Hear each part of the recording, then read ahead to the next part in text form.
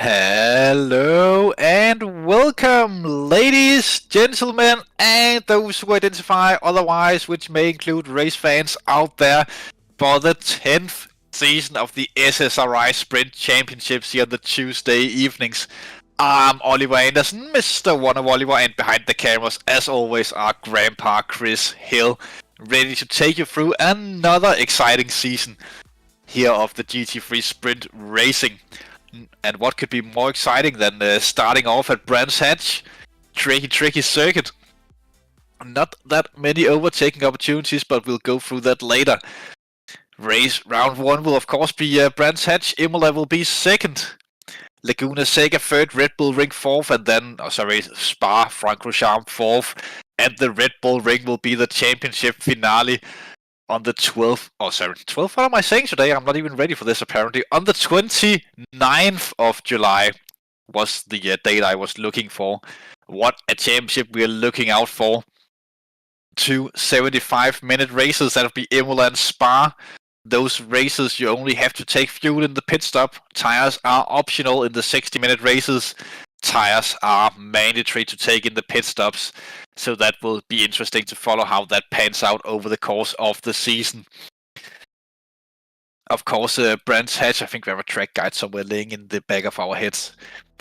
Difficult track to overtake. Dotted line on the pit entry, of course. Not something that you have to obey. I forgot to bring up the track map, but there are some very fun track or corner names around here. Turn 1, very tricky to get right. Only really one line through. Very high speed. I believe we're heading into Druids next. Turn 2. Very good overtaking opportunity. One of the few around this circuit, but you need to get a good turn 1 to make this happen. Tightly hook the apex, double apex. Some drivers will take that. That might be quicker. One of the corners that I always find hard to nail. This particular one here, where we are likely to be seeing some track cuts this evening and cars in the barriers if everything goes wrong. Another good overtaking opportunity, the long left-hander. We are taking the full circuit and not the Indy track that cuts off to the right there. Down the back straight where there's a corner with a funny name that I can't remember exactly. The Two Kings, very high speed. I do believe it's just one tap and one gear down for the first one. Challenging corner again. You have to nail it to be to perfection to be quick around here, and very punishing to go wide because no runoff area except for grass and gravel. Very old school track. Second of the Kings went through, down the hill, up the hill again. This one might be where we see the most cars overdo it, because it's easy when you hit that curb on the inside to run a little bit wide here, and then will be tricky heading into this cambered corner, the penultimate braking zone of the track. Small, straight into the final corner. Very cambered corner as well, that can trick you out the first time you drive around here, I must say. It's important to get it just right. Many lines can be taken throughout, and that's a lap around Brands Hatch. And to the keys to the race, we are going to Mr. Evil Twin. So Evil Twin, how are you this evening? Great, thanks. Keys to race. Good qualifying. No traffic, no crash.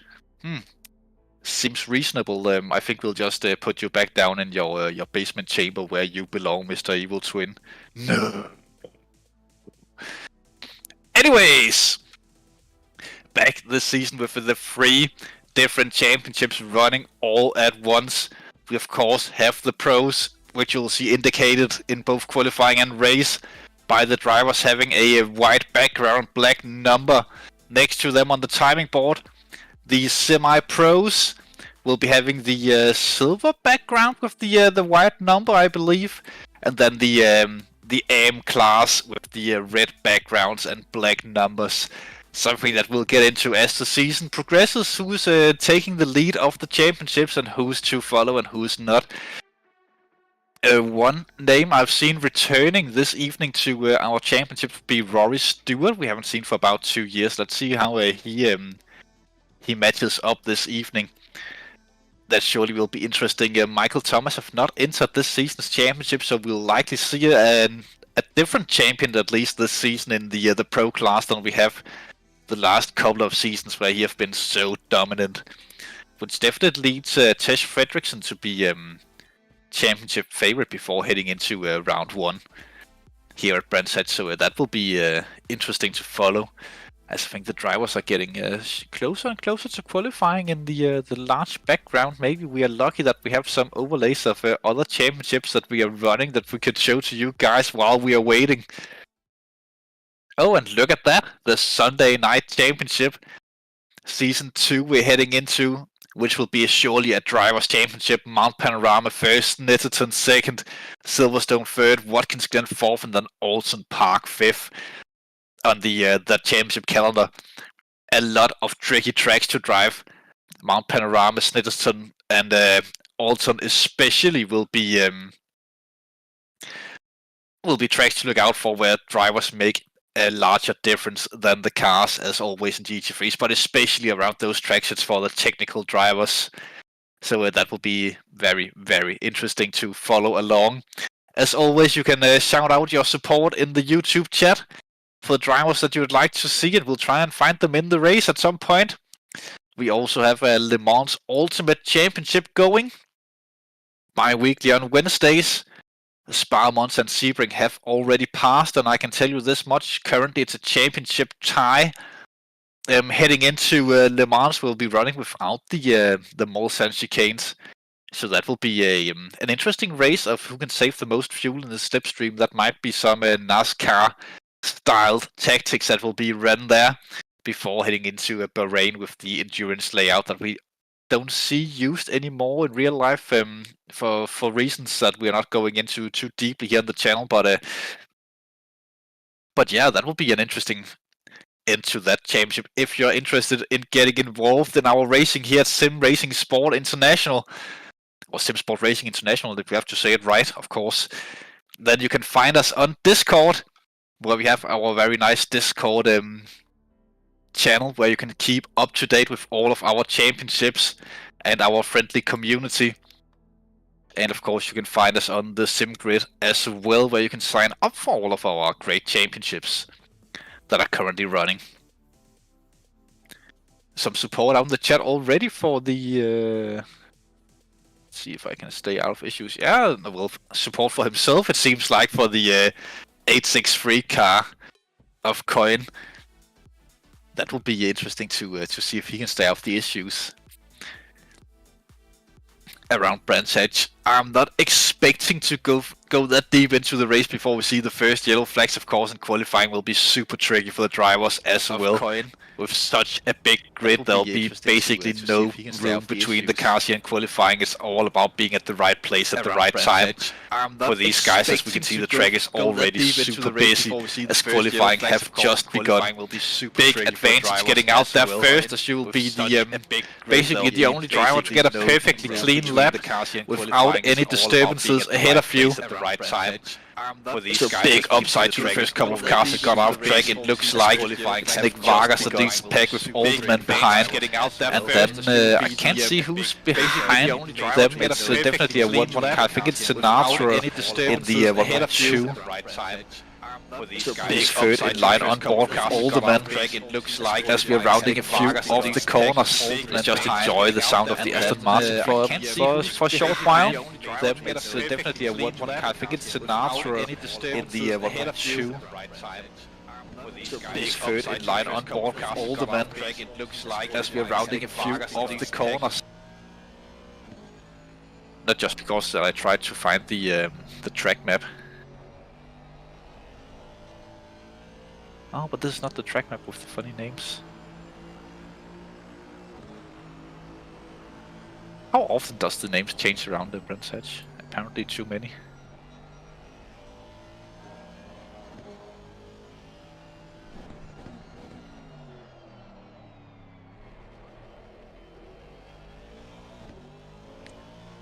Doesn't matter too much.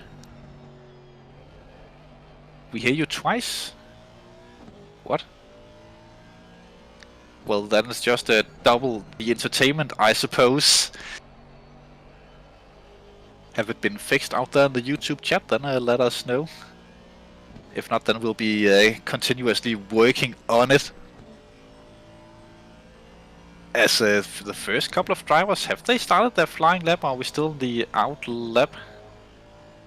We definitely have started some flying laps at this point, still on board with Alderman. As he looks reasonably quick so far, some dirt being kicked up.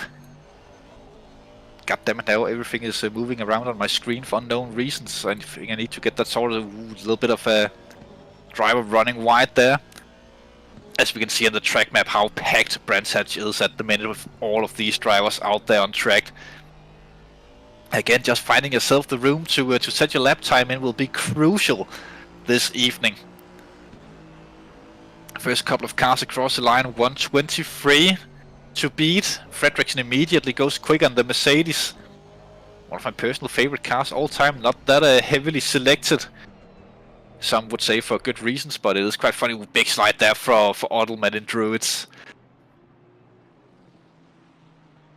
As he tries to continue to improve his lap time. He knows it's not the best so far. So he'll definitely do everything in his powers to improve that lap time. I'm still just trying to find a reasonable track map. There usually is one that just pops up as it's supposed to. That one seems fine. Ah, wonderful. Wonderful. Then I have something to refer to. Steve Parker in the frame. Is Parker Racing the name he chose? Still in the 44 car. As we have come to love Parker for, the Drift King himself. I think that's a nickname that will stick with him for a long time. After some, well, some great car control at Paul Ricard a few seasons ago. I think that might have been season 6 or something like that. It's definitely a long time ago, as there's a little bit of a Lamborghini there almost getting in the way of Parker. As he rounds the final couple of corners and comes onto the start-finish line. Will Parker jump up? P22 at the minute. Let's see. No improvements that time around for Parker, but let's see what he can do this time around if our camera crew doesn't find someone else to look at while we are running through Druids down Graham Hill into Graham Hill Bend. Yes, I found the track map, as you can hear. But it's still not the one with the funny names. But probably more correct. Through 30s and up Pilgrim's Straight.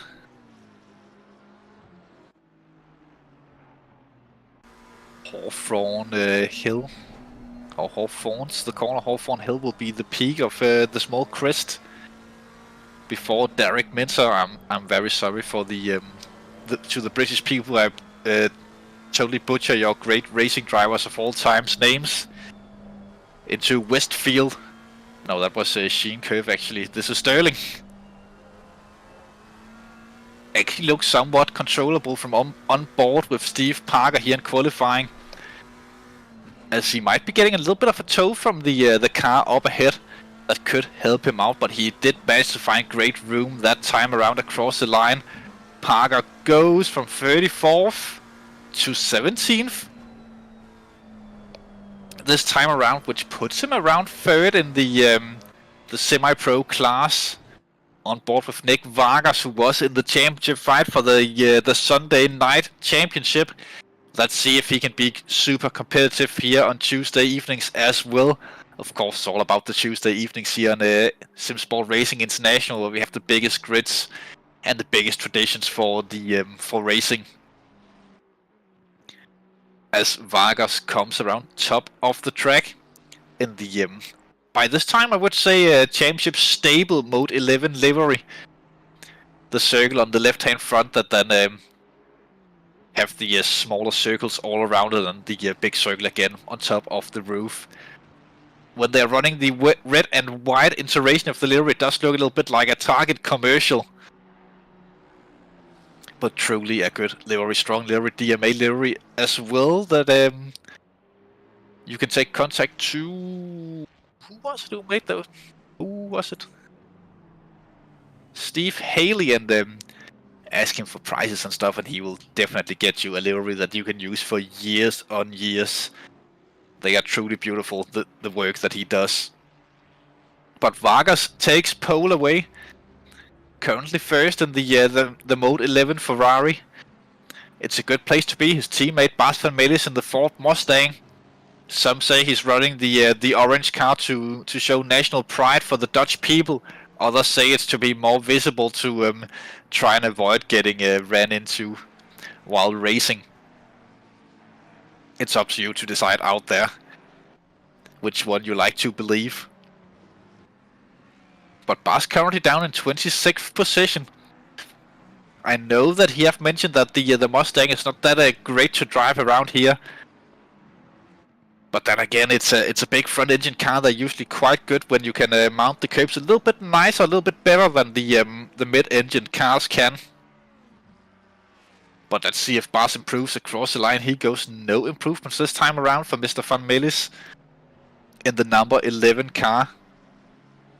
Oh, runs very wide there. Martin van der Kraan. He has been racing for many seasons. P8 would be a great qualifying result for van der Kraan.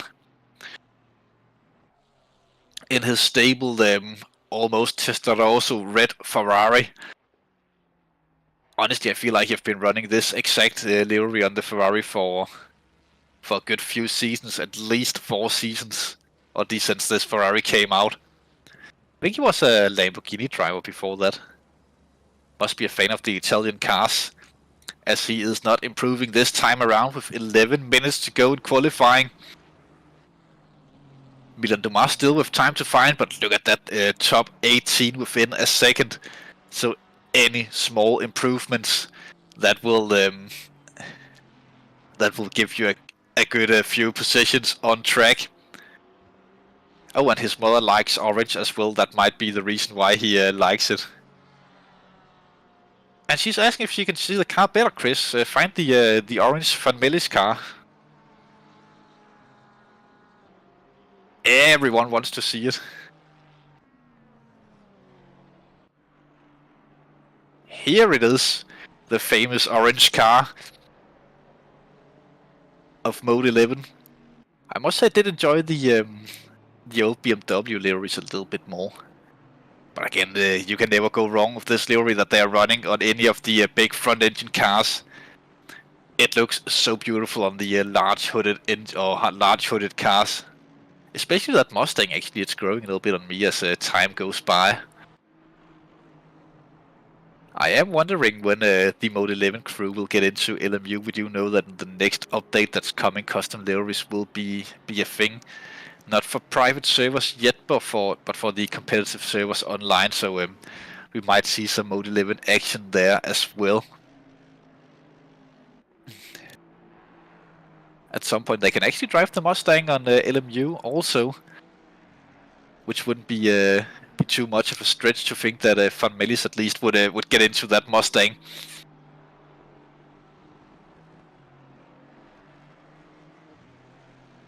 As he is rounding out of the final couple of corners on this lap, he only has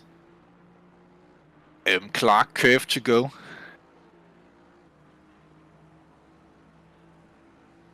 Which is going through and across the line. He's also dropped all the way down to 30th rather quickly, so Van Melis will definitely be trying to improve on the next couple of laps. Peltari in the black Mustang, currently set in 15th position. Going around the 151 Mustang. I think this guy definitely will be driving from a sauna. Put the rig up inside that, as I can see Peters have dropped a little bit further. Oh, top 4 within a 1/10 of a second. It's really all to play for up there, even here in the midfield. That just half a 10th will put you up a few positions as everyone's trying to get out the way for the car on the hot lap. I think Peltari there got a little bit or lost that lap by to the traffic. Maybe he wasn't that quick anyways, as the traffic was doing a good job of getting out of the way. Still 15th though. Baldy, who have gone up to P2. Oh, really risking it all this time around. Little bit of a crash there. Currently second, just 0.005 of a second behind Nick Vargas. Van Liebenstein have also jumped up into third. Also one of the main championship drivers in the Sunday Championship. Both him and Vargas have come strong so far this season into these Tuesday night races. Power sliding through turn 1. That Honda definitely seems to be one of the more tricky cars to drive out there. We did see the Honda struggle a little bit with tire wear in the Sunday night championships. In the races where, in the 75-minute races there, it seemed that the Hondas were taking tires every time. Where in some of the races Vargas could go without the tire change. So that will be interesting to follow here on the Tuesdays as well. As Van Liebenstein actually have a really good spot on the track at the minute. One Aston Martin ahead of him, who's not currently on a flying lap, so he will get out of the way for Van Liebenstein when Van Liebenstein gets closer, and then he will have a very, very large amount of clean track up ahead. I think Van Liebenstein might have just invalidated, but let's see if he backs off and tries to open up a little bit of a gap, or what he does. Because being so close to the Aston ahead might not be the smartest there. He backs out of it, gets himself a little bit of breathing room, but he couldn't take too much as the 92 Mercedes of Tej Fredriksson is coming right behind him. 6 minutes to go in qualifying, and Fredriksson improves up into second. Also Vargas have put a new fastest lap time in while we have been watching Van Liebenstein. But Tej Fredriksson jumps up to second, 2.12 seconds behind Nick Vargas, who have taken or increased his provisional pole. Made it slightly better down to a 22.830. That's a rather quick lap around here. We have seen quicker before though. So there is still time to gain for all of the drivers out there. And a lot of them out on track. Only 3 drivers in the top 23 are sat in the pits as we are speaking, but they're very likely also moving out shortly.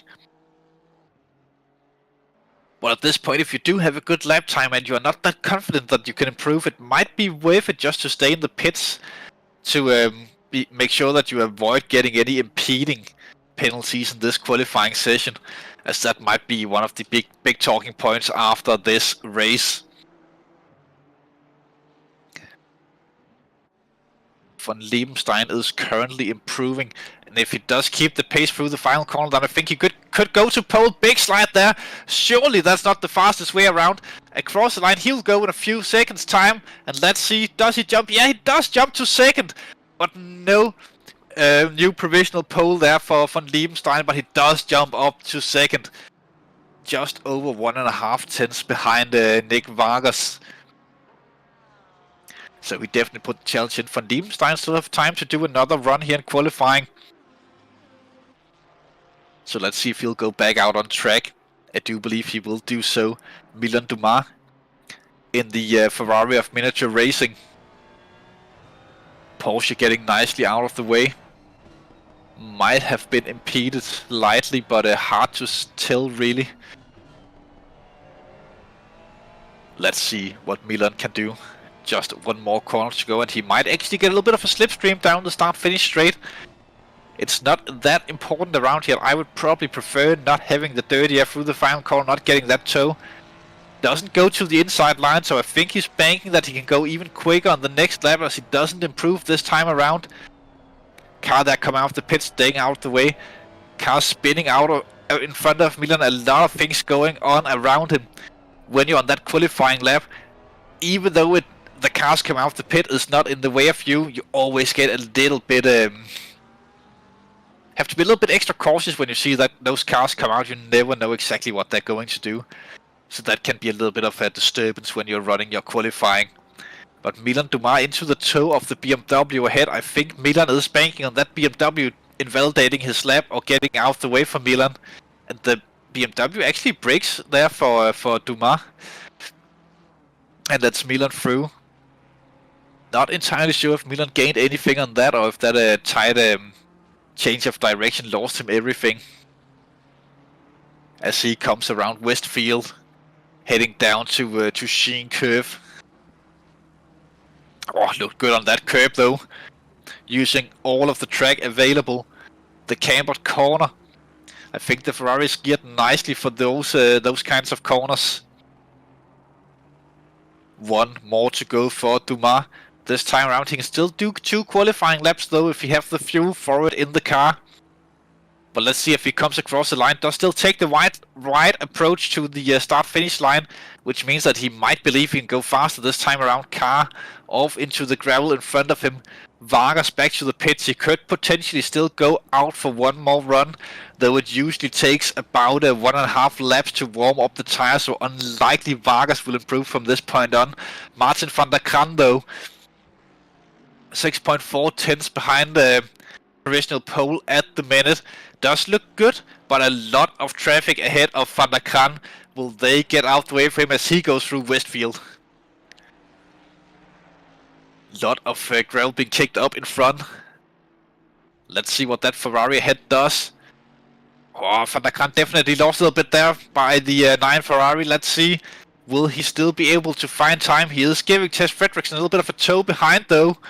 Could also be good for Fredriksson, although Fredriksson backs out of it, goes for the final run. The next one will be for these drivers, as Van der Kraan heads into the pits. Qualifying over for Martin van der Kraan. He will not be improving. He will be starting no better than 13th position on the grid.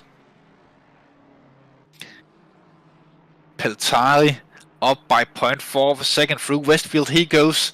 That could be a massive improvement and a big jump up the starting grid for Peltari if he keeps this one through.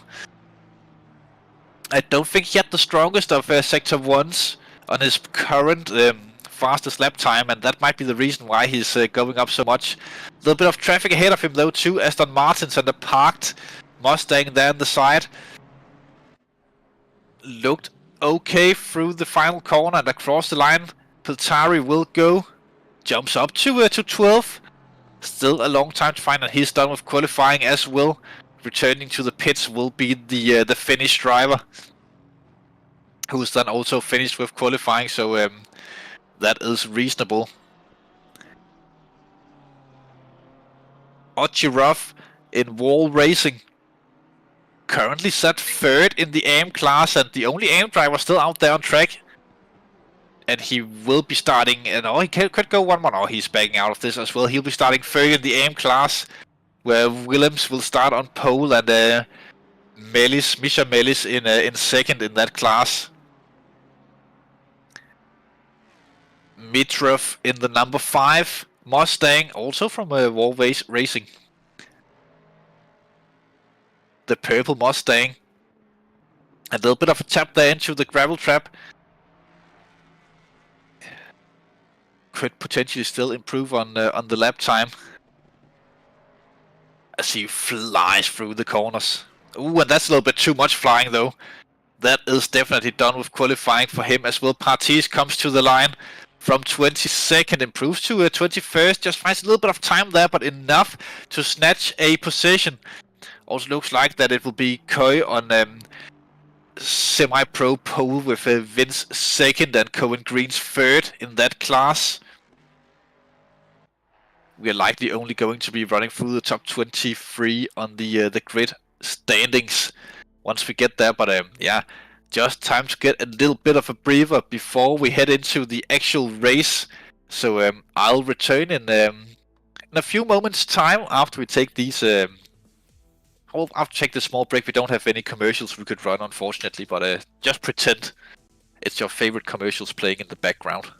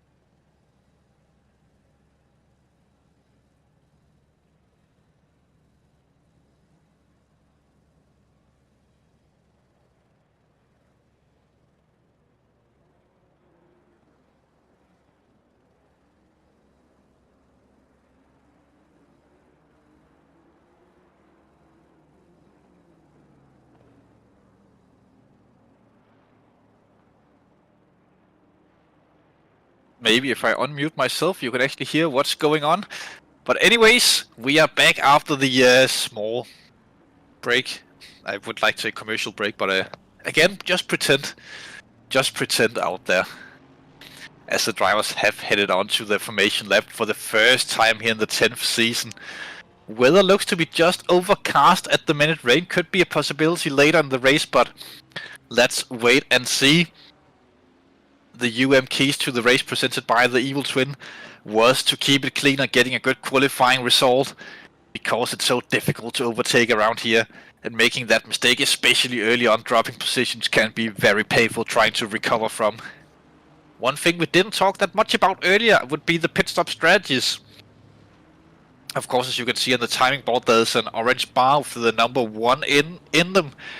That tells us that the drivers still have one mandatory pit stop to go. Once they have served that, it will turn green. Tire change is mandatory in the pit stops. And the optimum thing would be to stop at the half-hour point exactly, as you'd get the most out of your fresh tires if you do so. But if you're doing that, you are running the risk of getting back out into traffic. Usually we see the undercuts being reasonably strong in this championship. It does give a little bit of a benefit. But on this track, it's not recommended, as getting out into traffic here will be super costly later on. As we can see how long the snake is of cars. Surely there'll be a lot of action, as we'll try to keep you updated on all of it here live on our YouTube channel, on our great broadcast, as the drivers are already going into double file formations, as the last couple of cars are still rounding the top half of the track, which would be Westfield Corner, which for some reason is at the easternmost point of the track. Those British people are just strange with their naming of corners. Oh, it's actually on the southernmost part of the track. Ah, it's a car, I'm being told in the back of my ears. Anyways, ladies and gentlemen, we are on the start-finish straight, and everyone is lined up and ready to go racing. So we are shortly about to be racing. Reasonable start there for Nick Vargas, but Von Liebenstein goes to the outside, trying to hang on there. Von Liebenstein couldn't manage to get it through. Looks like Tess Fredrickson also stays in 4th, as Scenaro keeps 3rd. No yellows through turn 1, which is a bit surprising with this many cars around. Druids, though, a lot of traffic through there, but everyone being super cautious. Very good to see. It will be difficult for the drivers in the back trying to get through. One driver choosing to start from pit lane, didn't get anything out of that, as we do see a little bit of carnage at the back end of the field. Not that many drivers, though, involved in that. One of them would be Misha Melis. It looks like 3 of the AM drivers unlucky to get involved in incidents early on. Not that many of those around the track. Same goes for that's the 43 car. No, it's 44th place. Who is that? I can't see because of the overlay we have. That's the Mustang. That's Kitonen. I assume that's a Finnish driver who have dropped almost to the back of the field. Just 2 cars behind, one of them starting from the pits. Kitonen dropping down in his Mustang. Unfortunate start to the championship, though the drop round will help him if this result stays to the end. Up in the front, though, Vargas still leading in front of Von Liebenstein, Senator Fredrickson in 4th, Fiore in 5th, Peter 6th, Baldy 7th, Duman 8th, Farrow 9th, and Pilatari in 10th after lap 1 of racing. Oh, look at that. One car goes wide and then the whole train just follows through, as it doesn't really follow the leader at this point. Up near the front of the field, it will take a little bit of a miracle to get a pass done, as you really need a mistake from the driver directly ahead of you. Although it does look like that Mercedes is pulling up to the back of Scenaro there, of the Aston Martin. Maybe a good slipstream here, and some very good corners will help on board with Tess Fredrickson, the Norwegian. Doesn't hit the apex there, though. That will not help him. A little bit of a slide on the steering in the dirty air. Managing to stay with the Aston of Sinatra though, through the corners. But not really close enough to do anything about it at this point. Not that much field separation all the way down the field. Everyone is running closely together. Koish leading the semi-pros with Vince in second and Shelikins in third there. Ooh, look at that this time. Fredriksson almost looked like he had a little bit of a run there down the start-finish straight, but once that gear change kicked in, not much he could really do about it. Somewhat close, he could go forward into Druids. Will we see the overtake for Fred? No, not really. Fredriksson wisely backs out of that one. Doesn't want to take the risk this early on in the race and this early on in the championship as well. Any points you can collect early on will help you down the line. Fredriksson was the championship favorite heading into this season, but with Vargas and Van Diemenstein looking very hot early on, that could be a potential challenge. The number 7 car seems to have gone wide through Paddock Hill Bend and dropping to the back of the field, unfortunate, but does a good job there of just waiting until there's a free spot to start driving. And that's the thing this early in the race. Ooh, Peters there running a little bit wide in the 992 Porsche. In the battle for 5th, trying to stay in the back of Fiore with Baldy right behind. Any mistakes here could be super costly. It is so difficult once you get the 2 tires out into the gravel trap or even just the grass. You need to be very lucky to get that back onto the track. As big crashes going on here near the back end of the field. That's Shuk Vivant, one of them. The other one would be the AM driver of Otirov. With a very damaged BMW, it looks like, once again into the wall in the 48 car. Wall racing, living up to the name, to be honest, hitting those walls, but not the greatest of things for them. Look at that, Van Diemenstein almost in the back end of Vargas in the front of the field. These two knows each other so well from the Sunday Championship, where they have been dueling for an entire season against each other, and now they take it up to the big stage here on the Tuesday evenings. But again, very tricky track. He will need some strategy or some very brave moves from Diepenstein to get past Vargas around here. And he knows it, Vargas knows it. So this could be a matter of mind games between the two of them. Van Diepenstein staying very close to Nick Vargas. Really putting the pressure on. At this point, if Vargas makes even the slightest of mistakes, Van Diepenstein will be all over him. Trying to eat that Ferrari for dinner, but it will be difficult on a track like this, but they are lapping so quick compared to the back end of the field. A good 5 or 6 seconds difference at this point. So that could be mean there will be traffic later on in the race. That of course will be something to look out for as well for these drivers here in the front. That could be decisive as they're coming onto the start finish straight. Here's a little bit of a replay of what happened with the wall racing car and Shuk Vivart. Not getting the best of lines through there. That just contact on the exit there of the corner. Unfortunately, a little bit of laggy awareness with the slower car ahead, but stuff like that happens in racing. Trying to take advantage of another car going slow and then miscalculating the understeer when you're on throttle around here. Small mistake with big impacts for both drivers. Van Diemenstein still all over the back of Vargas, but same goes for Fredriksson and Senatore, also running super close right behind.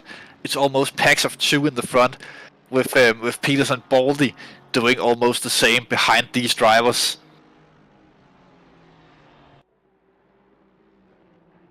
But keeping it together for 4 hours around here without doing any mistakes, that can be so tricky and so difficult. I wonder if they are all running on the same fuel, if they're going for the same strategy, or if anyone chose to go safe and bank on rain later on in the day. Doesn't look like it at this point, but you never know. Here in the British summer weather, anything could really happen. Does look like that Vargas is very quick out of that final corner. That just gives him that little bit of space that he needs to defend through turn 1, Paddock Hill Bend, and then into Druids turn 2, where the big overtaking opportunity is. It's really at Druids and Surtees that we'll be expecting the move to happen, if the move happens. Sterling's is a little bit of an option, but you need a super good run and a mistake from the driver ahead to do so there.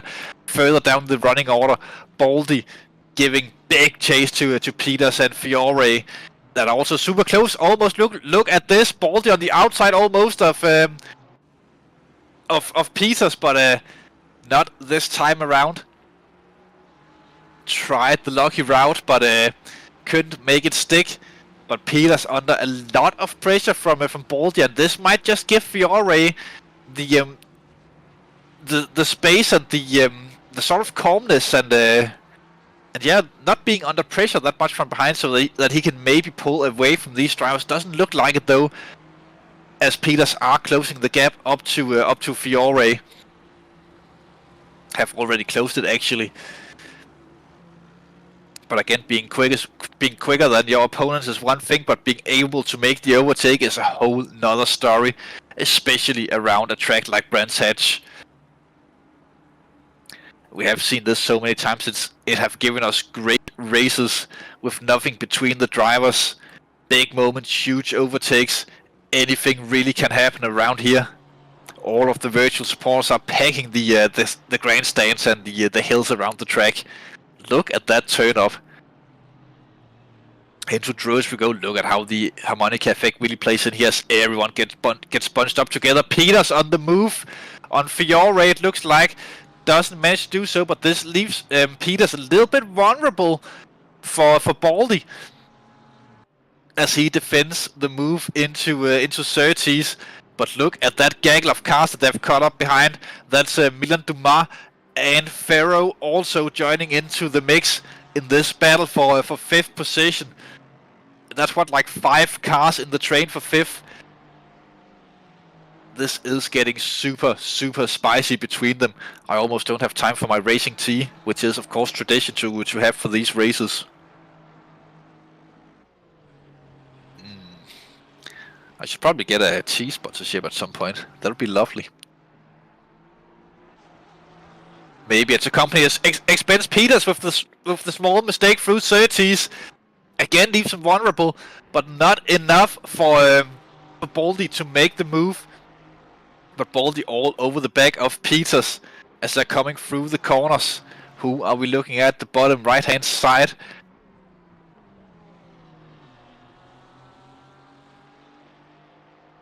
Castionaling? Close. Ah, Wolf Garcia, that would be. Yes, it's the communication here on Discord is not the best always, but that's Wolf Garcia in that mix in the Mode 11 Porsche. It looks like the 55 car, and he will be 12th at the minute in the battle for 10th with Matt Ailing and Boss ahead of him. But this is spicing up. It seems like Fiore, Peters, and Baldy is getting a little bit of a gap again to Dumas and Fierro. And Fierro actually got through Dumas while we have been looking around. Must have happened recently. Hard to say where to look really with all this action going on at once. But this is a point where Fiore, he knows as long as he doesn't make a mistake, then there's no chance for Peters to get the move done. But also keeping the tires alive will be very important. You can wear them out in half an hour. It is possible to get enough tire wear that the drivers who are more conscious about tire wear, they will have the advantage when we hit that time for pit stops. Look at that behind Baldy, really showing that he wants to go through all over the track, showing himself in the mirrors of Jordy Peters. But Peters not really feeling the pressure this time. It looks like that Fiore in there hitting the bollards, really trying to make the most out of the track at this point. But does manage to go through without making the mistakes, and now it's the big run from Surtees and all the way up to Hawthorne and Westfield. Not a place where you really want to be too close to the car ahead, as you get a lot of dirty air through the corners. But look at that, Peters really actually seems to be getting closer through these corners. Ooh, was that a little bit of a mistake there from Fiore?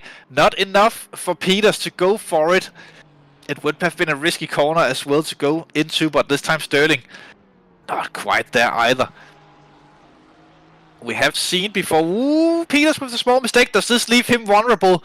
But Baldy, no, not really. We have seen drivers before trying the outside line through Sterling's, as that is a place where it can be done if you are really, really smart about it and you can trick your opponent to go defensive. But then you also have to be really sharp on your driving to make that happen. Peters knows that the best places to do this would be Druids and Surtees, so he tries to get up there, but not really close enough into to Druids this time around. Turn 2, that would be for those out there just counting the numbers of the corners. Still with the big gaggle of cars behind. Meanwhile, Wout Vince is also in a little bit of a train where he's driving the battle for second in the semi-pros further down the field. As Peter still looks to be actually a little bit more under pressure, jumping down to Wout Vince here. Currently P2 in the semi-pros. Shelikins behind, and then Cohen Geens, his DDS teammate, right behind Shelikins. Yellow flags was out. Didn't see what car it was. That was I think that was Van der Kran. Martin Van der Kran seems to be dropping through the field. Unfortunate start to the season as they go side by side. Wout Vince and Mick Shelikins.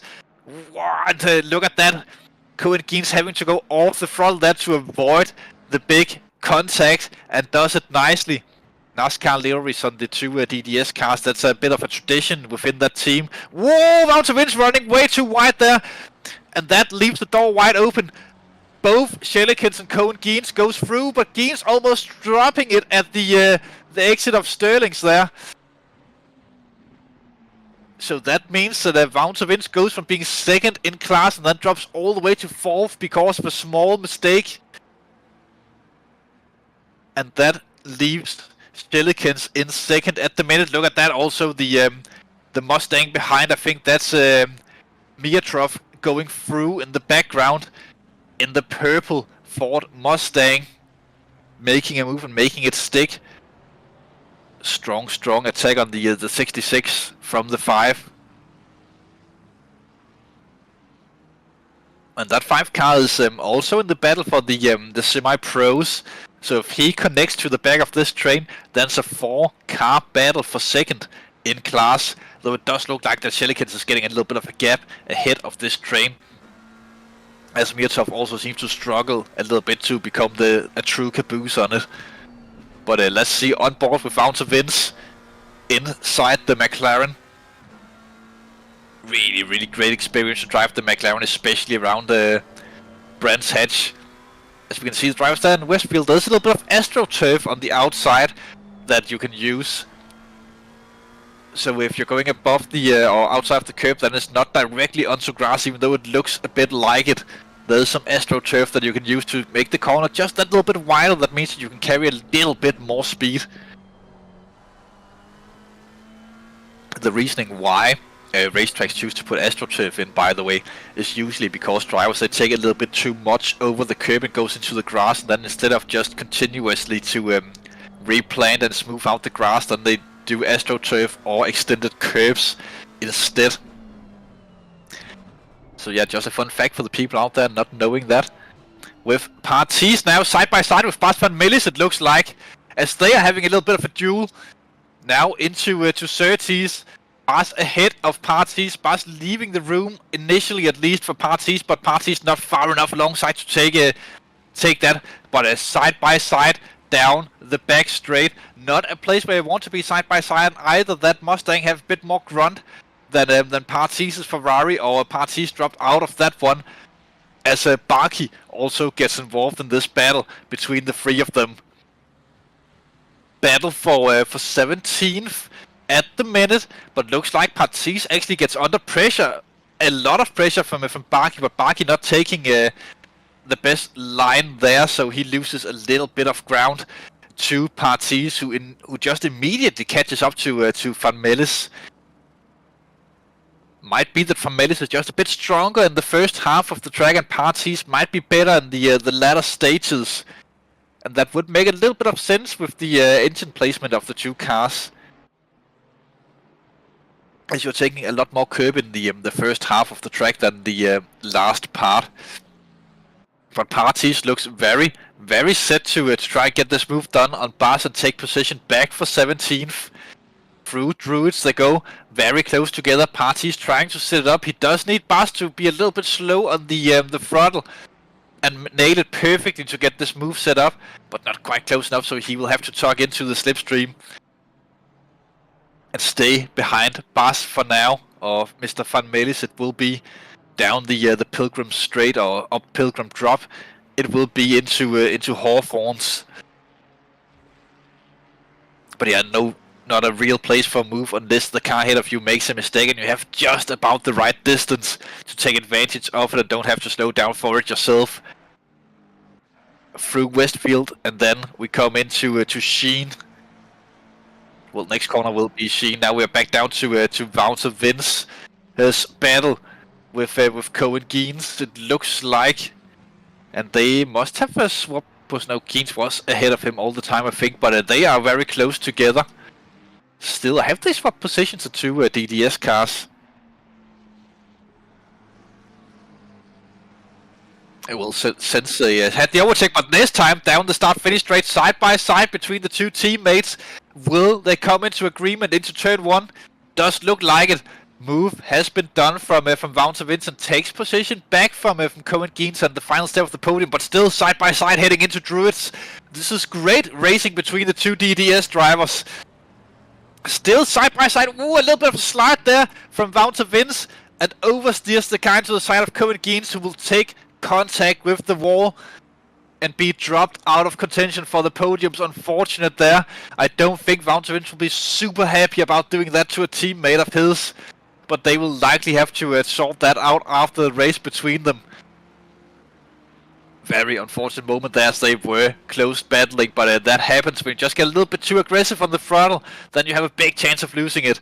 Nick Vargas leads the race by 2 seconds. I think Van Liebenstein must have made a mistake at some point, dropping 2 seconds behind Nick Vargas, and Van Liebenstein seems to be a little bit under pressure from Sinatra behind, and Tesh Fredrickson also connected to that freeway battle for second, third and fourth. So 2 podium spots up on the offer between the 3 of them. As Ferro actually have the fastest lap time of the race, currently set in 7th position. That is indicated by the purple around his positioning number on the timing board, for those out there wondering about that. As it does look like Vargas will not have that long until he reaches the first bit of traffic up ahead of him. So that will be interesting to see how kind they will be to Vargas, and more interestingly, how kind they'll be to the freeway battle going on behind. Meanwhile, Matt Ailing, Boss and Garcia, they are still raging on with their battle. The battle for the final spot in the top 10. I think both Ailing and Garcia might be weighing up their options of the undercut around here. Only downside would be if they get into traffic, and as the cars are spread out as they are at the minute, I actually think they could get into the now the 19 car gets the gap between the 52.7 and then the leader of the race. It would be around there that get it, or maybe between the 48 and the 52, somewhere like that. But the drivers, they might be running apps while they're racing to see where they would be expected to come out after a pit stop. Some drivers do that as Wolf Garcia actually dives into the pits and goes for the big undercut. He's gambling on getting out into clean air. I think we'll be trying to follow that a little bit when we get back to racing, or when we find him again. Traffic cars ahead of Form Boss there, who gets out of the way nicely as they continue to go on with their battling. Matt Ailing and Boss here. Lap traffic also getting out there. We have the cars behind doing a good job of that so far, as it's a big gaggle of cars that's coming up, and that's the Peltari Alderman group that's going through, and the semi-pro leader of Koi. But look how much pressure Boss is under. Garcia still in the pits. He is starting to move now. He is getting out. Oh, that will be behind the 52. But still ahead of the race leader, so that is very important that he doesn't get into traffic there on the pit stop. If he can clear the 2 cars ahead of him quickly, Wolf Garcia, he might actually have the best strategy, but he will have to clear that traffic as quickly as possible. Meanwhile, Boss under severe pressure from Matt Ailing. As Boss jumps into the pits, same for Ottleman. I don't think Ottleman will get out that far ahead of the race leaders. He will definitely be in the risks of getting the blue flags when he comes back out. That could be catastrophic for a driver like Ottleman if that happens. But Boss goes into the pits to fend off Wolf Garcia, which means Matt Ailing is left out there. He can do clean laps. And if Ailing is as quick as he looked like before the pit stops, then that could potentially be very big for him, as we see Wolf Garcia caught up to the traffic ahead of him, which is Mesratrini and Michel Melis, it looks like. And if he can't clear them quickly, then... oh, that was one of them in the wall there, I think. No, that was the 52 car in the wall. That was Michel Melis in the wall. Out of Sheen. Difficult corner again. You often run the risk of going wide and then just putting those 2 wheels into the grass, and then you're just done for. As Wolf Garcia seems to be clearing the traffic this time around, but where will he come out in relation to Boss? Looks like he's actually behind Ottleman also there, Wolf Garcia, so he loses ground to both Ottleman and Boss by having to had to overtake the traffic, while both Ottleman and Boss, they managed to clear the traffic. Ottleman also gaining a lot on that pit stop on Boss. He's really up there with him, so Ottleman puts himself directly into contention for 10th in this race. But again, he will need to find a way through Boss quickly, because Matt Ailing is going very quick out there. Meanwhile, Williams is just dominating that AM class at the minute. Quite a big gap from him and down to Diekman. And well, I'm not trying to pronounce that name of the 37th place driver. That will be crazy. Ungulu. I will definitely have butchered that a lot. Meanwhile, Brooklyn also in battle with Rory Stewart. Van der Kran and Peltari comes into the pits. Also a little bit early though, but they opt to do so. As Buckland in the third DDS car will try and catch up to Rory Stewart, who seems to have found a little bit of a clean gap to run in, but losing a lot there through turn 1, as Buckland actually seems very, very quick right now. Is that traffic for Rory Stewart? Surely it must be with the pace difference between them. If not, then he will have a tough overtake to do. So I'll just have another taste of the racing tea while this is going on.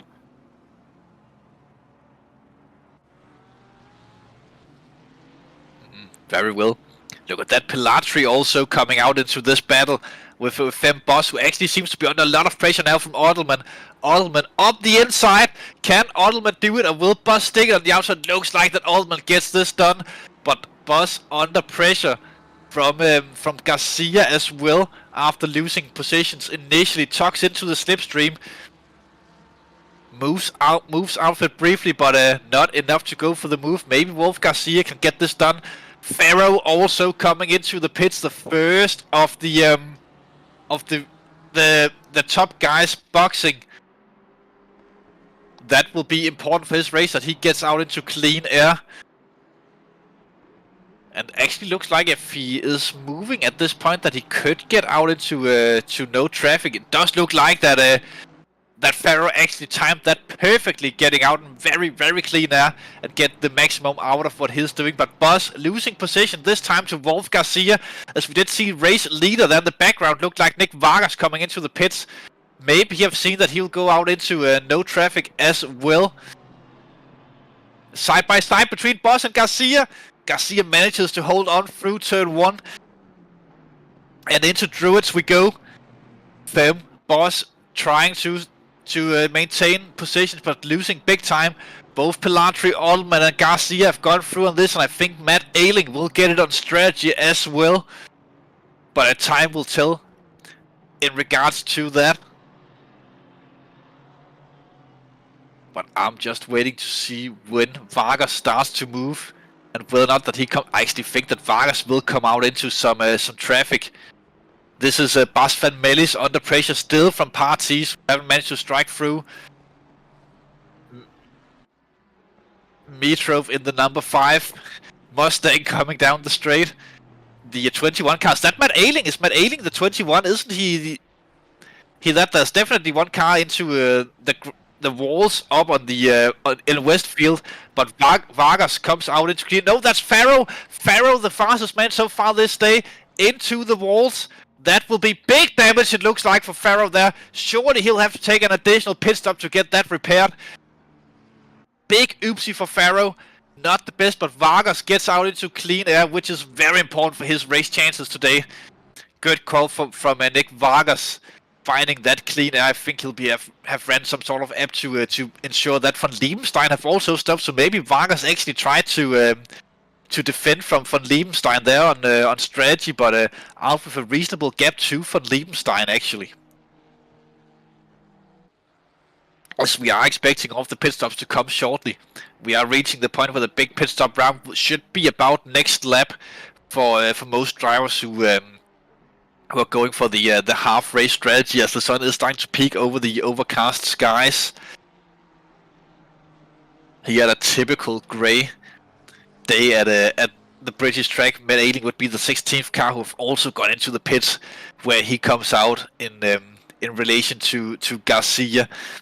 Will be very, very important, but Parties and Bas still at it. This time Bas runs a little bit wide into Druid, which means Parties have the opportunity. Bas will have to take a little bit of an offline this time around, which means that he'll be under pressure from Parties, who gets a great run up the inside. No, pulls back in behind, choosing to stay alive rather than go for a big risk at this point. But look at that, backing out of it might have put Parties under pressure from Shillikens, as they are running up the back straight. Please do remember, you can ask questions in the YouTube chat if you have any that you wish to be answered. Drive through for Matt Ailing. Unfortunate for him, as he did come out behind Ottelman. That will be a drive through for pit speed limits, I believe, for Matt Ailing. Very unfortunate. Here's what happened to Farrow. Ooh, just putting that wheel onto the grass under braking. Losing it big time because of that. That is quite a common mistake. But how did he end up in the wall on the other side? Maybe just overspeeding on the entry. But let's see now. That was the next corner where he managed to hit that wall. What happens? Let's see, under braking. Oh, he just loses it with the big damage in the back. And probably overheated tires and some suspension damage as well. Spins around and parks it. Not the best of starts to his championship. Meanwhile, Parties have jumped into the pits. I don't see Van Mellis in here with him, so he will probably be out on track. Yeah, he is out on track, Van Mellis still, so Parties trying a little bit of an undercut there. Just getting one lap will be important. Meanwhile, Martin Coyne have taken lead of the race. Still a pit stop to go though, when he is leader of the silver class on merit. So that will be interesting if how that pans out. But of course, as long as you have that clean air, you might as well try and stay out a little bit longer. In the Vin Motorsport Orange, with a very Dutch sounding name, so I do assume that he is very Dutch, so indeed. As he's coming out, still not boxing, taking one more lap, enjoying the race lead. It would probably be a good time to go into the pits to try and defend track position at this point, unless if he had someone directly in front of him or behind that he's trying to either escape or overtake. But he is reaching a little bit of traffic though, so that might be a good idea. Tetonen in the 93 Mustang Finnish driver, up behind Nelson Abrinosa. Hi Amanda, if you're out there in the YouTube chat, by the way. Trying to give chase. Both drivers still have to take a pit stop.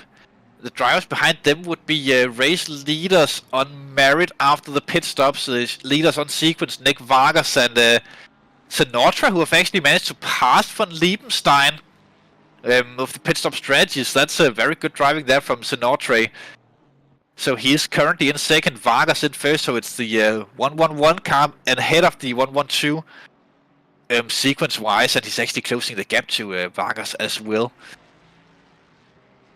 Which is interesting. The 5 car have gone off again, but oh, look how close they are, really knows to tell. Trying it into Westfield, it looks like side by side, a little bit of argy-bargy, but they both stay on track. Super move there by Keitonen. What an overtake on Abranosa. Abranosa must have been sleeping there for that to happen. Meanwhile, race leader on merit, Nick Vargas comes up behind, but do remember they don't have blue flags, so they don't have to get out the way. Nilsson Abranosa trying to make the overtake on Keitonen, trying to strike back. Meanwhile, Nick Vargas stuck in the middle of this battling. Vargas up the inside of Abranosa, manages to squeeze his way through, but look how much closer Sinatra have come due to this. Still side by side into turn 1. I don't think Vargas would be super happy that he would have to lose a little bit of time there. Sinatra flashing his lights behind, but do remember Abranosa does not have to give any room. He will have to find his own way through. Meanwhile, Vargas now behind Keitonen. Will Keitonen just give it up, or will he have to make a challenge for it? Sinatra getting through in the background. Same does von Liebenstein. On Abranosa doesn't fight it too much. No point in that really. The 9 car and the 82 it looks like have gone on as well up at Sheen. Meanwhile, Vargas trying to close the gap on Keitonen. Keitonen have actually been driving really fast so far this race, just not really up that qualifying. I wonder when Keitonen will be taking his pit stop. Probably if he can stay ahead until the pit straight, he will likely come in this time around. Coin comes into the pits from the current race lead, but look how all of the top 3 is getting bunched up behind Keitonen here with Vargas. Keitonen going into the pits, and that Vargas having to lift off the front there, which leaves him vulnerable into turn 1. Could this be Sinatro's chance on the outside into turn 1, side by side through paddock hill bend? Not really there this time around. Vargas defending that nicely on the inside, but look at that von Liebenstein then on the potential challenge for second. Not going through as all of the yellows are flashing out there on track at the minute. We have really gone into prime time as the drivers are trying to squeeze out every position as they possibly can at the moment. As all of the drivers who need to stop have come in, maybe apart from Rory Stewart. I don't see a pit next to him, but that could just be a graphical glitch. Now he comes in this time around. Into the stop, have everyone gone? With Vargas, Sinatra and von Liebenstein all within almost a frame of each other. The same picture we're looking at, that is the battle between the top 3. That's how close it is without Michael Thomas on the grid. Lovely to see. But still surprising, Fredriksson is not up there. Maybe the Mercedes is not to the Norwegians' liking. Fredriksson must have been involved in some sort of accident. He's not really there. He's not anywhere in the top 23. He might actually have retired from this race, and that could explain a lot of position swapping around.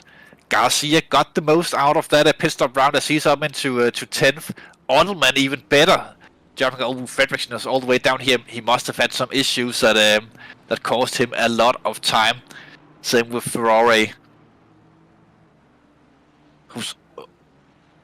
who is all the way down last. That's a drive we saw of the big incident earlier on, but Fredriksson unfortunate for his race. But again, he's lucky with the scrap results. He still have all the opportunities in the World Scorpion Challenge for this championship as it progresses through the 5 races we have for you here on the Tuesday evenings bi-weekly. Of course, it will be Marco Bacchi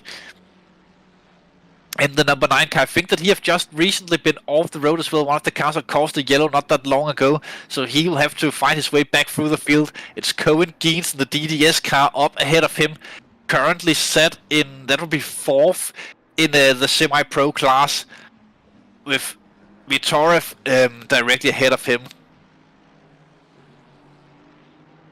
But Vitorev actually a good 4.5, almost 5 seconds up the road, so a little bit of a gap between them.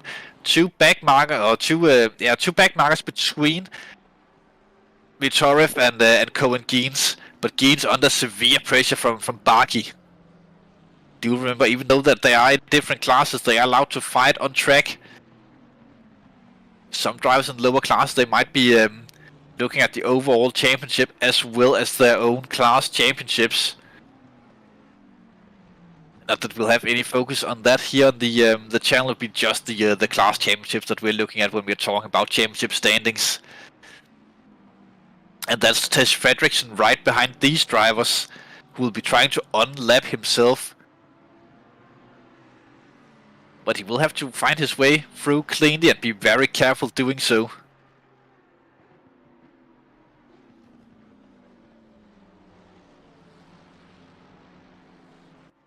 Better lines. Ooh, it doesn't look like Bjarke is interested in letting Fredriksson go through.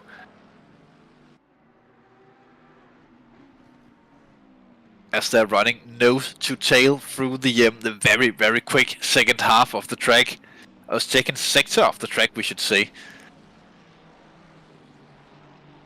I think Fredriksson might be getting a little bit frustrated that he can't go through, but when you are unlapping yourself, you have to make it as safe as possible.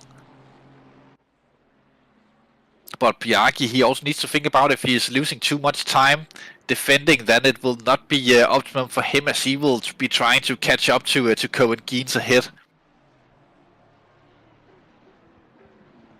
As they're running through and into Paddock Hill Bend.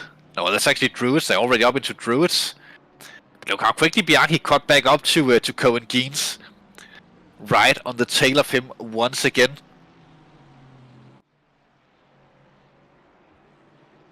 Still going strong through Surtees. Further up the field though, Von Liebenstein still in that third position. Vargas have lost the lead to Sinatra while we've been away from this battle. New race leader, Sinatra. So big news in the race. And that could be huge down the line for these drivers. Early on, it didn't look like that Sinatra didn't have the pace on the first stint of the race, but he surely found it all here in the second half of the race. Ooh, car out there in the gravel, didn't see that. That was the 117 car of, that'll be Sayani, who have managed to rejoin the track and got back going again. Von Liebenstein, look at that, the back markers in the way for Vargas then Von Liebenstein, so they're just trying to make it as quickly as possible, but where the back markers gonna go, they can't just disappear for them. They are really doing their best, and this actually gave Sinatra a little bit of a gap up ahead. A little bit of breathing room between them, almost a second, just 1/1000th away from having that 1 second gap. But no DRS here, so it's not. That's why the second is important. But that's when you really have room to breathe. But Sinatra with a little bit of a mistake there. Same for Von Liebenstein through Druids. Could also just be opting for the wider line, as Vargas seems to be closing the gap here.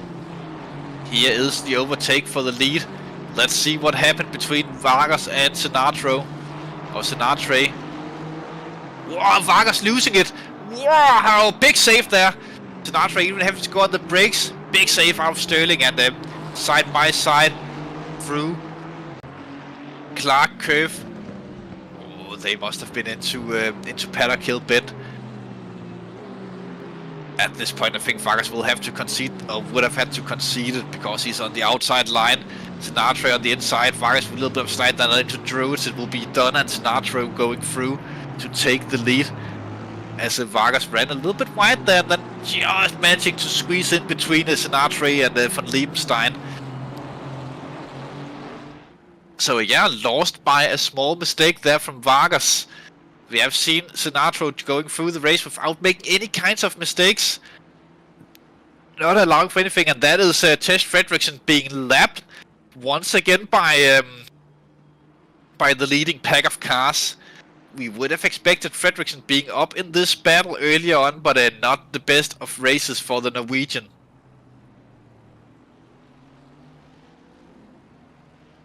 But look how much traffic they have ahead of them now. They're really in the middle of the pack, having to navigate through that traffic. That could be the thing. We do know Vargas is Vargas on the inside now of Sinatra. No, that's not Sinatra. That's a back marker, I think. Yeah, it was. Just thought that it was the Aston there of Sinatra.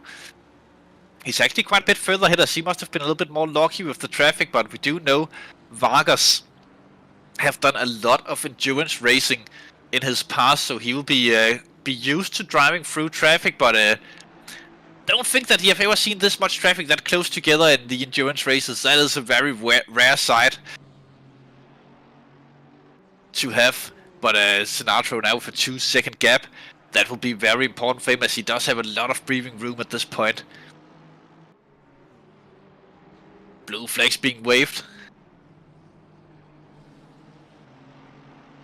Does look to be safely letting the top guys past, but this is Tej Fredriksson taking a lap back, it looks like. Not really managing to do so. A little bit of a wobble there for both cars, but holding on to it. I don't think it's for position, Mr. Hill, but it is for track position though.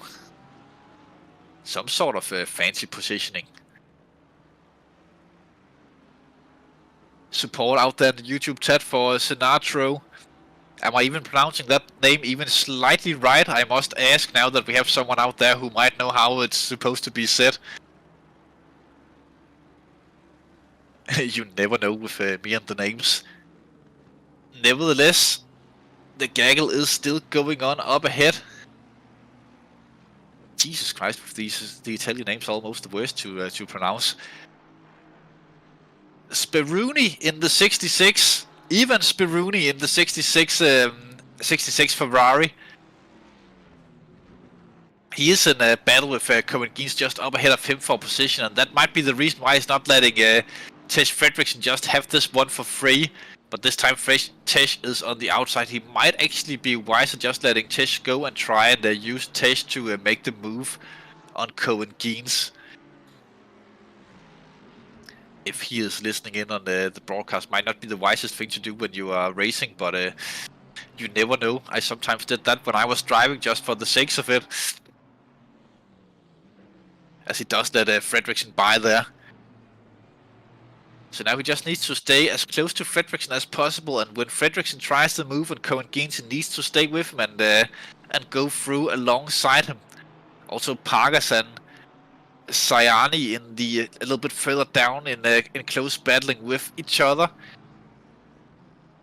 Parker in the McLaren and Sayani in the Aston Martin just up ahead. That might actually be important further down the line for the semi-pro championship, who gets out on top of this duel. Because every point you can scrap together for the semi-pros, that usually is super important, as that is normally a very, very tight championship between the two of them. Or between the drivers in semi-pro. But Parker definitely on it. I do think the McLaren will be slightly better at the first half of the track, but the Aston might be better at the first half of the track, and then the McLaren might be a little bit stronger in the second half, and that might not play into to Parker's advantage, because it's really at the first half of the track where you can make the overtaking moves. Meanwhile, Geens and Speroni on it for each other, close together racing here. That's Jordy Peters trying to lap them from behind. If he haven't been involved in the instance, it's at least Peters' cars. He does move out the way there, Speroni. Oh, and that's a big gaggle of cars, and that's Fredriksson who have already gone up here. Is he all over the track, or are there multiple Mercedes? I only think that I've seen that one Mercedes. But yes, he goes through. Oh, Speroni might have overtaken Fredriksson again. And now Speroni gets the chance on Cohen Geens. No, that's Jordy Peters ahead of him. Cohen Geens is way up the road. He might have had a little bit of a luckier traffic cycle this time around. As Peters goes through, and now Fredriksson comes and tries, but not quite close enough to unlap himself there. Better exit though, so he might left side, right side. Which side is Fredricksen going? But again, wise driving from Fredricksen, not risking anything. That's one of the DDS cars causing the yellows out of Sheen's curve.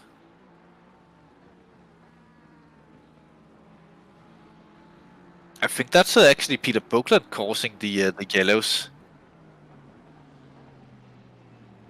Yeah. Steve Parker Snapshot is so cool having an uncle called the Drift King. Oh, big contact there between Cohen Geens and Spiruni. Geens being pushed into the wall.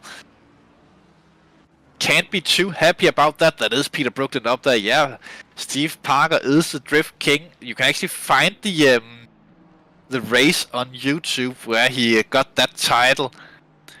It's a few seasons ago at Paul Ricard. I think 2 times ago when we raced there. He was definitely in a Mercedes back then. Do you remember that? Well, he earned that nickname, and it have just stuck with him ever since. But Peter Buckland in a big incident, back on track, going again down in 33rd after that. A little bit of an incident, but that puts him directly into battle, but now probably a little bit of damage. Meanwhile, Grazioli and Spiruni have gone close enough to battle each other.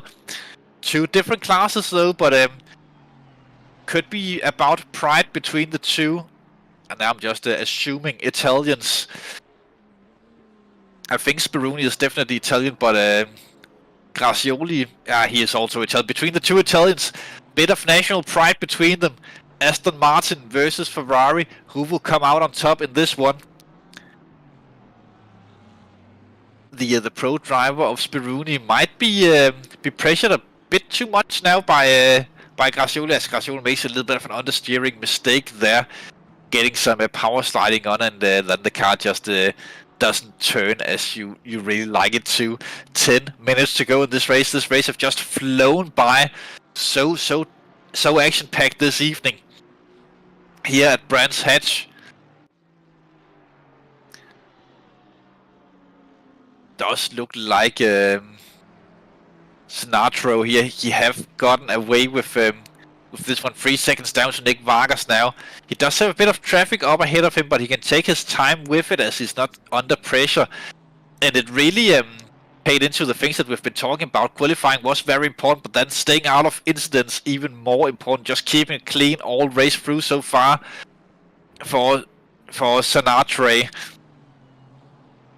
And then, of course, the quick mention with the pit stop strategy that played out to perfection for him, getting out of all of the traffic, getting to driving clean air.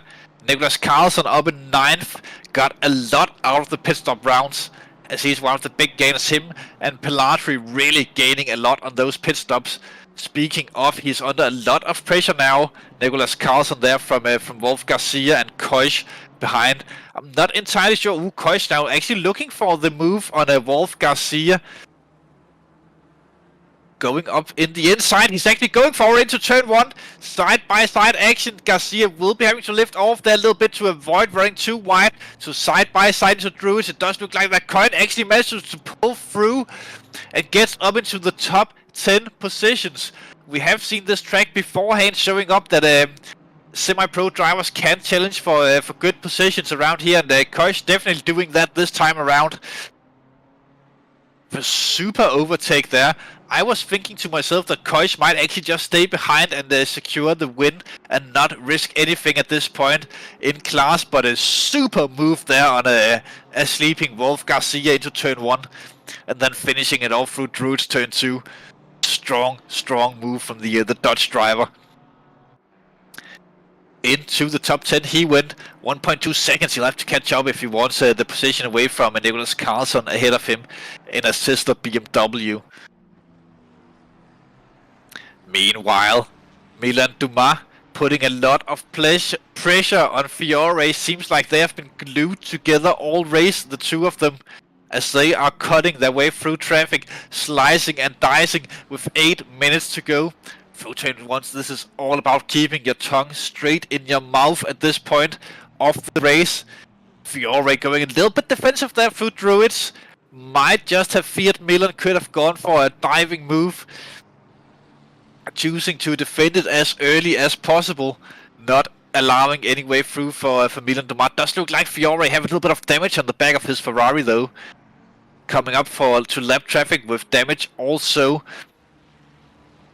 Up the straight, the back straight, they'll both go through before the kink in the track, it looks like. Actually makes it quite sensible there, the back marker backing out of that completely, not wanting to do anything into the corners. As they're coming up to the very, very battle-scarred DDS car, I think that is, it's not Voucher Vince, it is, where's the other one? It's Brooklyn, Voucher Vince, and, Voucher Vince it must be, in the final Cohen Geens is the driver we are looking for. A lot of Dutch names, mixing them a little bit together, which you might assume also with their surnames. Does look like that some random people just put letters in there, and then a Fonda, and then it's definitely Dutch after that. Totally didn't just insolve half of a nation there as into turn 2. Again, Dumas not happy with the defense there from Fiore, as he went defensive as early as he could. I don't think it looked like there was anything wrong with the defensive move there, initially at least, on first glance. That could have been Dumas' chance, as Dumas really got the best out of that traffic, almost getting the perfect run on Fiore.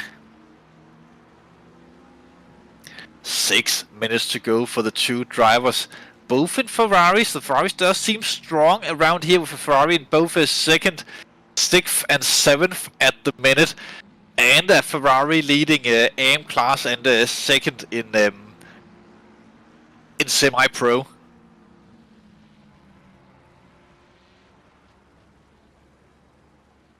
As they're rounding the corners strongly here. Just a few more laps to go. Do remember that when the leader crosses the line, the first time after the timer hits 0, the race will be, the checkered flag will come out. If he crosses the line when there's still just a second on the timer, then they will go to one more lap of racing. As once again through turn 1 does look like Milan Dumas much better around there. This time the outside through Druids.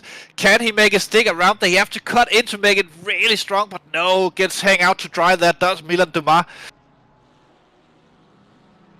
Milan for some reason just have a lot more speed into Paddock Hill Bend turn 1, but yeah, second time in a row that happened to Milan there. He might be thinking about that for next time around, trying to stay a little bit closer maybe, as he is showing the lap traffic that he wants to go through as well this time before the kink. Does manage to do so safely, as Milan really wants this position. You can really see how he's pushing the car. He is a very confident and skilled driver, so I wouldn't put him by him that he could potentially get the move done on Fiore, but Fiore just haven't really put a foot wrong all race, or at least of what we have seen from the cameras, as Milan really using everything there, more than the track. Even the grass is being taken into this one for Dumas, as it's everything on the table. Just a few more laps to go, 4 minutes on the timer. Across the start-finish line one more time. We have seen Milan strong through Paddock Hill Bend. Triple 11 car, that's Nick Vargas causing a yellow flag. Vargas dropping positions down into 3rd at this point. Will he go further down? 4th now, drop behind Baldy as well. Not Vargas stay, this is. He looked to be a sure race winner early on, but Milan Dumas still behind. Through Druids, didn't get it to stick, but it did look like he was on the attack. This time though, super close up behind. Could it be the move into 30s? Not really, but he seems to be trying to line up with better exit speed through 30s, up the the straight with Pilgrim drop. not the best place to go for it. He does need to be side by side into Hawthorne if he wants this to happen. But look how close together they are. 3 minutes 10 seconds on the clock. Can Milan do this and secure himself 6th position, or will he have to stay on 7th? This time though, Fiore, first mistake of the race. Milan already looking for the move with the small mistake. Bumper to bumper almost. Wow, through Sheen we go into Sterling's. Milan on the outside this time, not really super defensive driving from Fiore. Milan not taking advantage of the small mistakes there from Fiore. First time we saw those all race. But definitely a chance there for Milan to get it done. Fiore just lucky that he didn't lose another 10th on those mistakes. Through Paddock Hill bend once again. Let's see if Milan can get the run. He does actually get a reasonable one. Yellow flag up ahead. He can't really overtake this time around with that car parked there. Also, bro, you can't really park there to be honest, but doesn't matter. That was Tej Fredriksson who have gone around once again. Not the luckiest day for that Mercedes driver. Did lose one opportunity there for Milan due to other people's unfortunate mistakes. Through once again through 30s. Up the run. This is really intensifying between the two Ferrari drivers.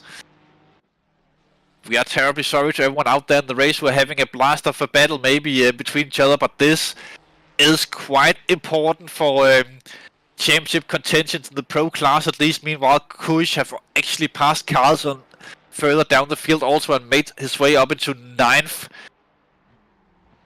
I think Kush might have been the driver with the most overtakes today on track. Not assisted by pit stops. So strong performance from him. He might be my driver of the day.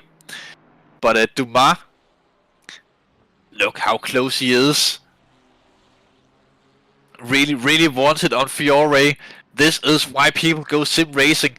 This is when it's all on the line.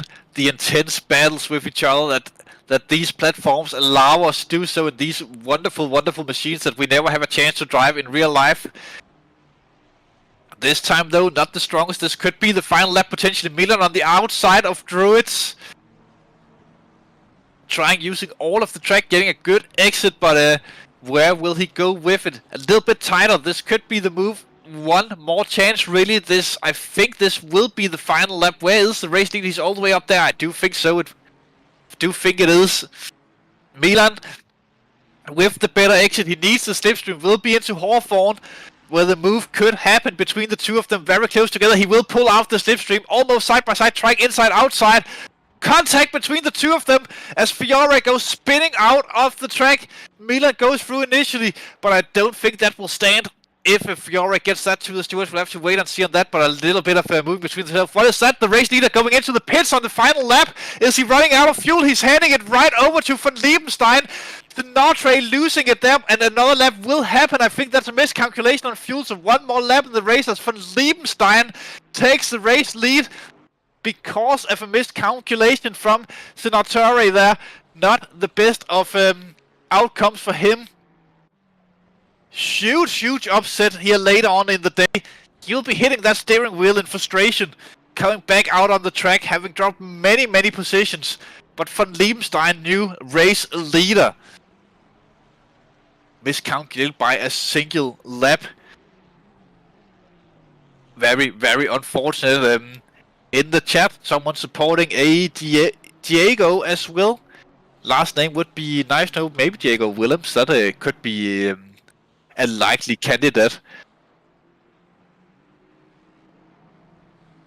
Fiore. Diego Antonio Fiore it will be very likely. But unfortunate incident there.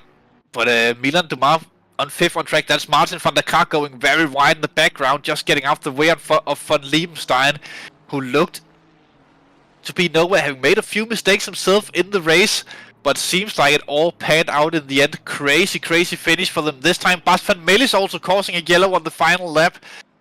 Melis dropping a lot of positions there, but Van Liebenstein takes the race win here at Brands Hatch. Baldy in 2nd, and Nick Vargas sneaks it home in 3rd after his big mistake. Baldy, very strong drive, take that 2nd. Peters goes into 4th in the race. Willems wins the AM class, being lapped a single time by the race leaders. Looks like that Koi will take race win in the semi-pros, with Shillikens likely in second and Wouter Vince in third. Maybe we could look at who was actually second and third in the aim class as well. Coin comes over the line there to claim the race win. Strong result. Fiore also comes across the line with the better car in 10th. Ordelman 12th. Both we saw a lot of good defensive driving from early on, but couldn't hang on to that top 10 and 13th. Matt Ailing. I think he got the drive-through penalty and recovered to 14th position. Pretty strong recovery, I would say, for Mr. Ailing as he comes across the line. Shillikens as well, rounded off in 15th. Wouter Vince finishing the race and rounding out the podium in the semi-pro class. Bas dropping a few here in the final lap into 18th, and Abranosa 19th, Keitonen in 20th. Super race this evening. What a start to the championship. This is also a good time to put your driver of the day in the YouTube chat if you have one out there. You could also just be biased and support your homeboy and good friends if they have been in the race, of course. But driver of the day definitely been up for possibility there to have a look at, as we actually joined by race winner Samuel van Liebenstein. Really didn't look like a race win at many points in the race, but pit stop on the final lap from Sinatra and just gifting it really to you. Hey, good evening. Yeah, I really didn't feel like I was going to win it. I had such a bad setup. You looked to be very close with Vargas early on in the race, but then the second stint didn't look like the car was as strong. Yeah, I don't know. I just had, after about a minute or 10 on a new set of tires, the rears were gone, so it was sliding everywhere. I even said to Nick in the voice chats, "Don't worry, because I'm sliding all over the place." But yeah, it's really shame for the one who was driving on P1 to miscalculate the fuel. Oh, definitely. But I think we have all been there on the final lap, begging that it will last through, but miscalculating by a few seconds whether or not that it would go into that extra lap.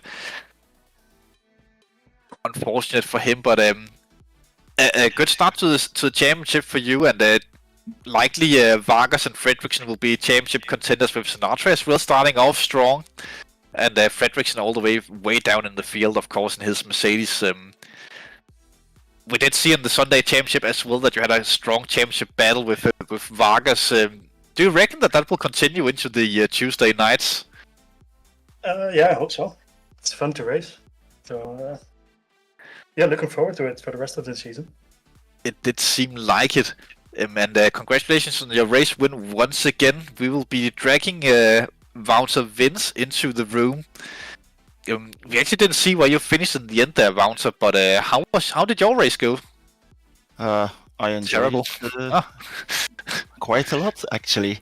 In the beginning, it was quite hectic with all those cars, but I enjoyed racing with Mick. He gave me a hard time, and then I made two mistakes, and then a third time, Koen, my teammates, and me, we were next to each other in the second corner, and when I went on throttle, I hit my teammate, and unfortunately, I think he went into the grass. But other than that, yeah, I was sweating like a pig, but I enjoyed it. Just so you know, we did catch your friendly fire on the stream. Yeah. Yeah, it was unfortunate. I think I left enough room, but yeah, when I went on the throttle, the rear stepped out and couldn't do much, unfortunately. Which is a shame, because Koen was also quite fast, so yeah, shit happens. Stuff like that happens. You can't go racing without having a little bit of argy-bargy once in a while. But it looked like a strong race from the DDS all in all. Do you think that you can take the challenge as a collective to the semi-pro championship this season? Well, certainly not for the top spot, I think, but I hope. I know my teammates are quite good at Imola as well, and they are better than I at Spa. So who knows? There might be a chance to get another podium. So it would be nice to see all those different liveries on the top. Yeah, most definitely. We'll be dragging in the the semi-pro race winner, Martin Koish, strong start to the race. I think you're the driver out there maybe making the most overtakes on track, to be honest, in this one. 9th position also at a Brands Hatch. Congratulations. Oh, yeah, cheers.